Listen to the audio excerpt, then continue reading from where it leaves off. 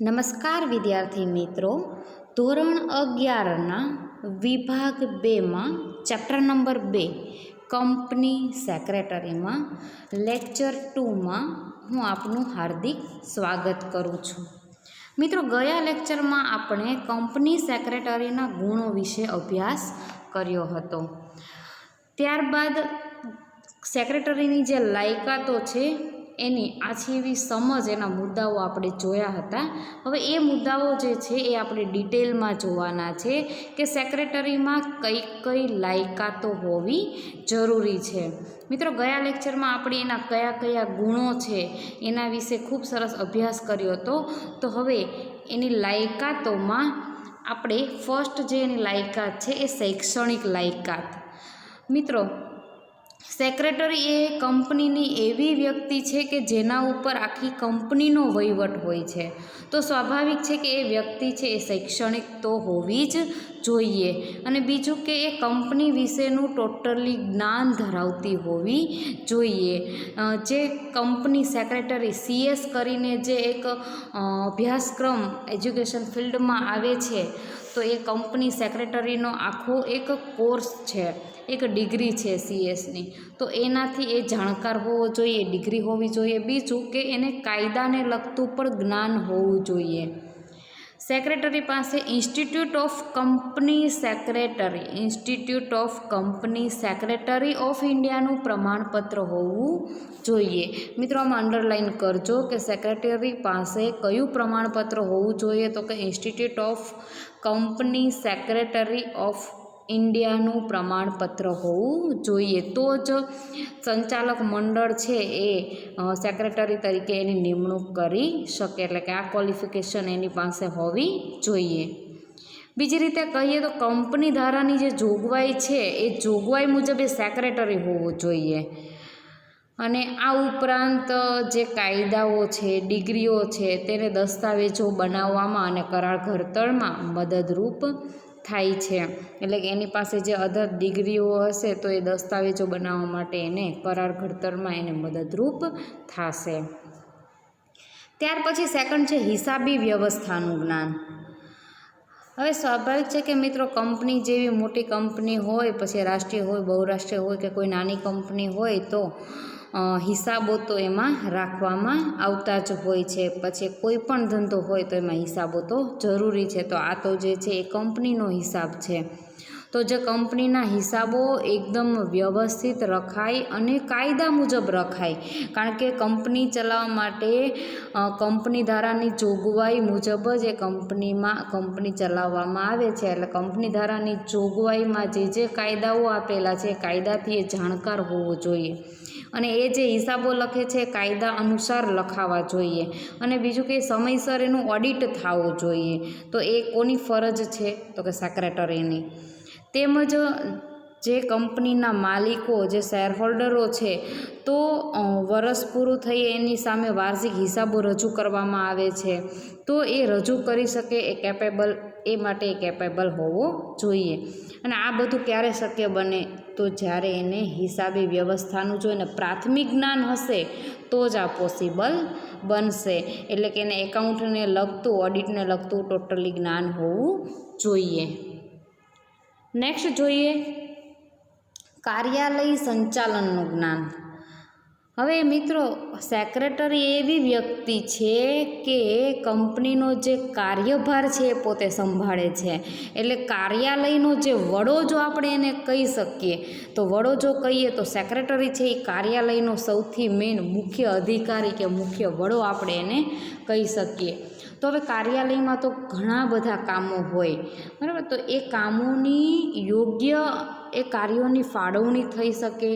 પછી જુદા જુદા જે વિભાગો છે, ખરીદ વિભાગ હોય, વેચાણ વિભાગ હોય, ત્યાર પછી ઉત્પાદન વિભાગ હોય, તો આ બધા જ વિભાગો વચ્ચે સંકલન જળવાઈ રહે. તો એ સંકલન સાધવા માટે કાર્યાલય સંચાલનનું જ્ઞાન ખૂબ જ અગત્યનું છે. કારણ કે જો એને આ જ્ઞાન હશે તો એ દરેક વિભાગ વચ્ચે સંકલન સાધી શકશે. દરેક વિભાગને યોગ્ય સમયે યોગ્ય રીતે કાર્યની વહેંચણી કરી શકશે. એટલું જ નહીં, પછી રોજબરોજના જે કાર્યાલયના જે સંચાલનમાં જે નાના મોટા પ્રશ્નો ઉપસ્થિત થાય છે તો એ પ્રશ્નોનો નિકાલ પણ એ કરી શકે. તો આ માટે એને ઓફિસ અંગેનું સામાન્ય સંચાલનનું જ્ઞાન હોવું ખાસ જરૂરી છે. ત્યાર પછી છે સભા સંચાલનનું જ્ઞાન.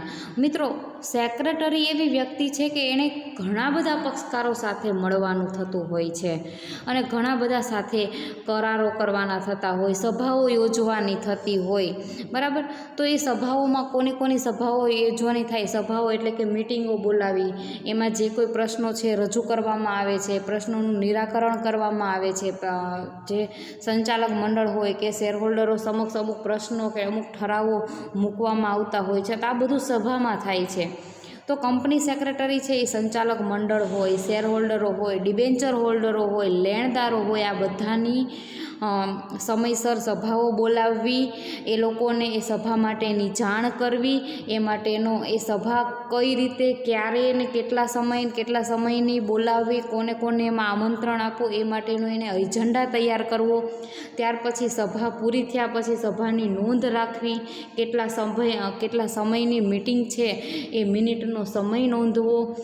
કોરમ છે, પ્રોક્સી છે, આ જે શબ્દો છે તમને પાછળથી ડિટેલમાં ભણવામાં આવશે. પ્રોક્સી હોય તો કે જે ધારો કે કોઈ શેરહોલ્ડર જો હાજર રહી શકે એમ ના હોય તો એની જગ્યાએ કોઈ બીજો શેરહોલ્ડર હાજર રહ્યો હોય તો એની પ્રોક્સી નોંધવી. ત્યાર પછી કોરમ, તો સામાન્ય શબ્દોમાં કહું કે ધારો કે એ લોકોએ એજન્ડા નક્કી કર્યો હોય કે 30 શેરહોલ્ડર હશે તો જ આ સભા યોજવામાં આવશે, તો 30 કરતાં જો 29 પણ હોય તો આ સભા રદ કરવામાં આવે. તો આ શું છે? કોરમ નક્કી કરવામાં આવે કે ઓછામાં ઓછા આટલા સભ્યો હોવા જોઈએ તો જ આ સભા ચાલુ થાય. તો આ બધી જે નોટિસ એટલે કે આ બધા જે યાદી રાખવાનું જે કામ છે એ કોનું છે? સેક્રેટરીનું. અને આ જે જોગવાઈઓનું પાલન થાય તે માટે કંપની ધારા અને સભા સંચાલનનું જ્ઞાન છે એ ખાસ જરૂરી છે. તો કે આ બધા માટે એને આ બધાનું જ્ઞાન હોવું એટલે કે સભા સંચાલનનું જ્ઞાન હોવું ખાસ જરૂરી છે. ત્યાર પછી છે વિવિધ કાયદાઓનું જ્ઞાન. હવે કંપની ચલાવવાની છે અને કંપની છે એ ભારત સરકારના કાયદા મુજબ ચાલે છે. કંપની ધારા અને ત્યારબાદ ભારત સરકારના જે કાયદાઓ બહાર પાડવામાં આવતા હોય અને જે ફેરફાર કાયદાઓમાં કરવામાં આવતા હોય તો એ દરેક કાયદાથી એ જાણકાર હોવો જોઈએ, તો જ એ કંપનીના હિસાબો વ્યવસ્થિત રાખી શકશે અને કોઈ પણ નિર્ણયો છે એ વ્યવસ્થિત લઈ શકશે.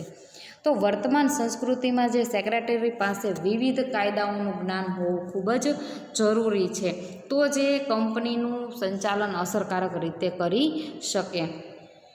હવે કાયદાઓમાં ખાસ તો એક તો ભારતીય કરારનો કાયદો, પછી સેબીનો કાયદો છે, કારણ કે કંપની હશે એટલે પોતે શેર બહાર પાડતા હશે, તો સેબીનો જે કાયદો છે. માલ વેચાણ અંગેના જે કાયદાઓ છે, સ્ટેમ્પ ડ્યુટી એક્ટ છે, પ્રોવિડન્ટ ફંડ અંગેનો કાયદો હોય, જામીનગીરી કરાર અંગેનો કાયદો હોય, વેટ અંગેનો કાયદો હોય, સર્વિસ ટેક્સ અંગેનો કાયદો હોય, એમ વિવિધ પ્રકારના ઘણા બધા કાયદાઓ આવે છે. તો આ બધા કાયદાઓથી એ માહિતગાર હોવું જોઈએ કે કયા કાયદામાં કઈ જોગવાઈઓ કરવામાં આવી છે.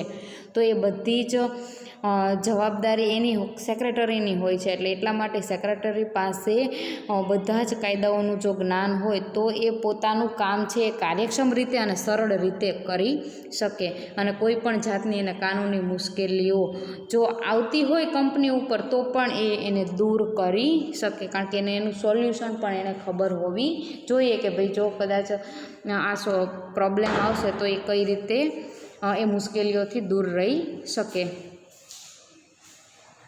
નેક્સ્ટ આપણે છઠ્ઠો ટૉપિક જોઈએ, આર્થિક અને રાજકીય પ્રવાહનું જ્ઞાન.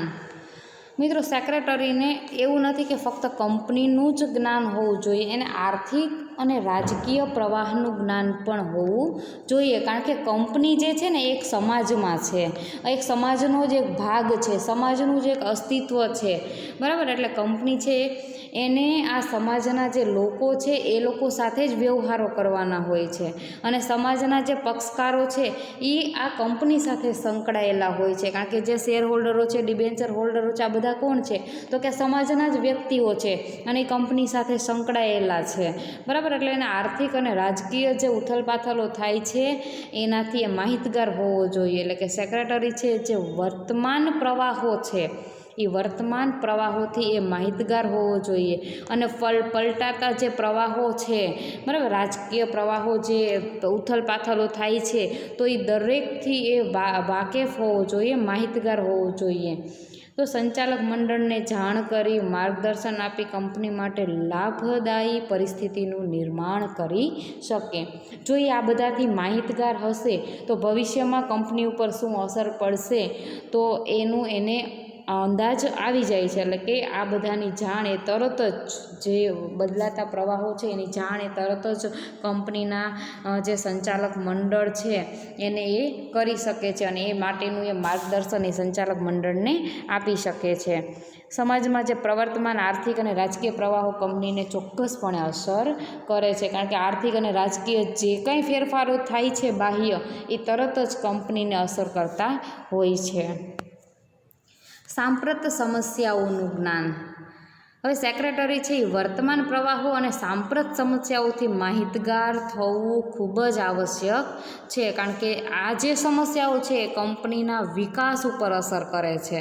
બરાબર, દાખલા તરીકે એક ઉદાહરણ આપ્યું છે કે ભાઈ આસામમાં ખનિજ તેલ ઉપર જ્યારે પ્રતિબંધ હતો ત્યારે તેના કેટલાક સ્થાનિક સંગઠનોએ કર્યો હતો. એટલે કે આસામમાં જે ખનિજ તેલ હતું એના ઉપર જે નિકાસ ઉપર પ્રતિબંધ લાદવામાં આવ્યો હતો એ ત્યાંના જે સ્થાનિક સંગઠનો છે એણે જ કર્યો હતો.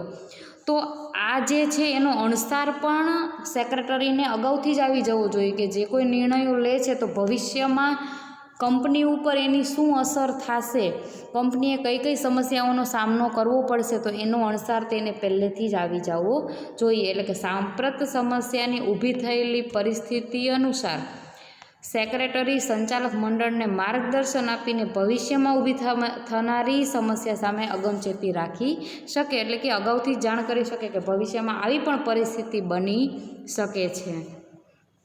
તો આનું જ્ઞાન પણ સેક્રેટરીને હોવું જોઈએ. ત્યાર પછી છે અંગ્રેજી ભાષા ઉપર પ્રભુત્વ અને અન્ય ભાષાઓનું જ્ઞાન. મિત્રો, કંપની છે એ કોઈ એક નાના લેવલની વસ્તુ નથી. એ કંપનીએ ખાલી ફક્ત એના રાજ્ય પૂરતું જ કોઈ વ્યવહાર નથી કરવાના, પણ રાજ્યથી બહારે અન્ય રાજ્યમાં પણ એણે લેવડ દેવડ કે વ્યવહારો કરવાના છે, અને અન્ય કન્ટ્રીમાં પણ એણે વ્યવહારો કરવાના છે. તો જે સેક્રેટરી છે એણે ઘણી બધી બહારની કંપનીઓ, રાષ્ટ્રીય અને બહુરાષ્ટ્રીય કંપનીઓ કે વિદેશી કંપનીઓ સાથે પણ કરારો કરવાના હોય છે. ત્યાર પછી ઘણી વખત કરારો કરવાના હોય છે. તો આ જે કાર્ય છે એના માટે એણે અંગ્રેજી ભાષા ઉપર પ્રભુત્વ હોવું જોઈએ. ત્યાર પછી અન્ય જે બીજી કોઈ હિન્દી ભાષા છે, પોતાની જે લોકલ ભાષા હોય તો એ છે, તો એ દરેક ભાષાનું એને જ્ઞાન હોવું જોઈએ. તો એ અન્ય કંપનીઓ સાથે પત્ર વ્યવહાર કરી શકશે. તો બધા જ કામકાજો જો અંગ્રેજી ભાષામાં ચાલે છે અત્યારે જો જોઈએ તો જુદા જુદા પક્ષકારો સાથે કંપની વતી જે પત્રાચાર કરવાનો હોય તો અંગ્રેજી ભાષા ઉપર એણે પ્રભુત્વ મેળવવું પડતું હોય છે. ત્યારબાદ છે જનસંપર્કનું જ્ઞાન. હવે કંપની સેક્રેટરીએ કંપનીના જે જુદા જુદા પક્ષકારો છે એની સાથે કાર્ય કરવાનું હોય છે. અને જુદા જુદા પક્ષકારોમાં આપણે ગણી શકીએ કે શેર હોલ્ડર છે, ડિબેન્ચર હોલ્ડર છે, સંચાલક મંડળ છે, ત્યાર પછી સમાજના લોકો છે. તો એ બધા જોડે એણે સંપર્કમાં રહેવાનું હોય છે. બરાબર, તો એ બધાયનો એણે વિશ્વાસ કેળવી રાખવો પડે છે, કારણ કે કંપની સેક્રેટરી છે જો યોગ્ય જાહેર સંપર્કના જ્ઞાનનો ઉપયોગ કર્યો હોય તો લાંબી ગાળે કંપનીની પ્રતિષ્ઠામાં વધારો થાય છે. તેથી જનસંપર્કનું જ્ઞાન હોવું જોઈએ કે કોની સાથે કઈ રીતે વ્યવહાર કરવો તો એનું જ્ઞાન, અને લોકોમાં પોતાનો વિશ્વાસ ટકાવી રાખવો એનું જ્ઞાન ખૂબ જ સારું હોય તો એ કંપનીની પ્રતિષ્ઠામાં વધારો કરી શકે છે અને કંપનીનો વિકાસ સાધી શકે છે અને કંપની પોતાના ધાર્યા પરિણામ મેળવી શકે છે. ત્યારબાદ મિત્રો છેલ્લું કોમ્પ્યુટર અને અન્ય ઇલેક્ટ્રોનિક સાધનોનું જ્ઞાન. હવે સ્વાભાવિક છે કે મિત્રો અત્યારે ટેકનોલોજીનો યુગ છે, અને જો સેક્રેટરીને જો કોમ્પ્યુટર અને કોઈ ઇલેક્ટ્રોનિક સાધનોનું જો જ્ઞાન ના હોય તો શું પરિસ્થિતિ થાય? દરેક કામ છે એ કોમ્પ્યુટર ઉપર થાય છે, અને જો કોમ્પ્યુટર જ ના આવડતું હોય તો દરેક કાર્ય અટકી જાય છે. મિત્રો, અત્યારે તમને હું લેટેસ્ટ ઉદાહરણ આપું. જો તમને જ મોબાઈલ ઓપરેટ કરતાં ના આવડતું હોત તો આ પરિસ્થિતિમાં તમે શું કરત? અત્યારે તમારે મોબાઈલ વગર નથી ચાલતું, કારણ કે મોબાઈલ ઉપર જ તમારો કોર્સ ચાલે છે. તો જો મોબાઈલ ઓપરેટ કરતાં ના આવડતો હોય તો ત્યાં જ તમારું કામ અટકી જાય. તો આ તો તમારે એક સામાન્ય સ્ટુડન્ટ છો, તો આણે તો આખી કંપની ચલાવવાની છે. તો કંપની માટે કંપનીના ટોટલી હિસાબો, ત્યાર પછી દરેક વિભાગો માટેના વિભાગવાર જે હિસાબો છે એ બધા જ હિસાબો, ઇનડાયરેક્ટ કનેક્શન ટોટલી કોમ્પ્યુટર સાથે કનેક્ટેડ હોય છે. ઇવન બહાર જે શેર બજાર, શેર માર્કેટ ચાલતું હોય તો તે કંપની જે કોમ્પ્યુટર વગર આપણે કોઈ કાર્ય કરી નથી શકતા. ઇવન કોઈ હિસાબો છે, કોઈ ઓડિટ છે કે રિટર્ન ફાઇલ કરવાના હોય તો કોઈ પણ કાર્ય છે કે કોમ્પ્યુટર વગર અને ઇન્ટરનેટ વગર આપણે કરી શકતા નથી. તો કંપની સેક્રેટરી એક કંપનીનો વડો છે, મુખ્ય અધિકારી છે, તો એને તો આ બધાનું જ્ઞાન હોવું જ જરૂરી છે. તો વિકસિત સમાજમાં અને આધુનિક કંપનીઓમાં કોમ્પ્યુટર જે વર્તમાન સમયની જરૂરિયાત છે, કારણ કે કોમ્પ્યુટર દ્વારા શેર હોલ્ડરો, ડિબેન્ચર હોલ્ડરો, સંચાલક મંડળ અને કંપની અંગેની અન્ય બાબતો, પક્ષકારો વિશેની વિશાળ માહિતીનો સંગ્રહ કરી શકે એવું કોઈ એક સાધન હોય તો એ કોણ છે? કોમ્પ્યુટર. બરાબર. એકદમ કામ તમારું જો સરળતાથી ફટાફટ કરવું હોય તો એ કોમ્પ્યુટર વગર શક્ય નથી. જેના કારણે એક તો સમય, બીજું સાધન અને માનવ શ્રમનો બચાવ થાય છે. કારણ કે કોમ્પ્યુટર છે એ કેટલા બધા લોકોનું કામ કરી શકે છે. બીજું કે કોઈ સ્ટેશનરીનો ખર્ચ નથી, સમયનો બચાવ થાય છે, અને માનવ શ્રમ, કોઈ લોકો રાખવા પડતા નથી એના માટે, એ કાર્યો કરવા માટે કે હિસાબો રાખવા માટે, એટલે માનવ શ્રમનો પણ બચાવ થાય છે. એટલા માટે સેક્રેટરી પાસે કોમ્પ્યુટર અંગેનું જ્ઞાન ખૂબ જ જરૂરી છે. આ ઉપરાંત ઓફિસ સંચાલનમાં વપરાતા જે વિવિધ પ્રકારના ઇલેક્ટ્રોનિક ઉપકરણોનું જ્ઞાન પણ હોવું જોઈએ, જેથી કરીને કર્મચારીની ગેરશિસ્ત ઉપર અંકુશ રાખી શકાય. એટલે કે એના સિવાય બીજા પણ એવા જે સાધનો હોય કે જે ધારો કે અત્યારે કેમેરા દ્વારા આપણે કોઈ વ્યક્તિ, જે કર્મચારીઓ છે શું કાર્ય કરે છે અને ક્યારે હાજર થાય છે, ક્યારે જાય છે, દિવસ દરમિયાન શું કાર્ય કરે છે, તો એ બધા ઉપર નજર રાખવા માટે કેમેરા છે, હાથવગું અત્યારનું સાધન છે. તો એનું જ્ઞાન પણ એને હોવું જોઈએ.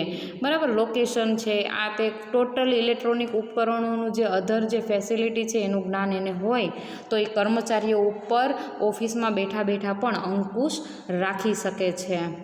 તો મિત્રો, આમ આપણે સેક્રેટરી વિશે જે એની લાયકાતો વિશે અભ્યાસ કર્યો કે સેક્રેટરીમાં ઘણી બધી શૈક્ષણિક છે, હિસાબી છે, ત્યાર પછી કાયદાઓનું જ્ઞાન છે. તો આ બધી જ લાયકાતો જો એનામાં હશે તો જ એ કંપનીને એના ઊંચા શિખર ઉપર પહોંચાડી શકશે, તો જ એ કંપનીની પ્રતિષ્ઠામાં વધારો કરી શકશે, તો જ કંપનીનો વિકાસ થઈ શકશે. એટલે આટલી સ્માર્ટનેસ જો સેક્રેટરીમાં હશે તો એ કંપનીને ખૂબ ઊંચા પદ ઉપર ખૂબ પ્રતિષ્ઠા એ અપાવી શકશે અને એનો વિકાસ સાધી શકશે. તો મિત્રો, આ લેક્ચરમાં બસ આટલું જ. આપણે આગળના લેક્ચરમાં નેક્સ્ટ ટૉપિક ઉપર ચર્ચા કરશું. Thank you.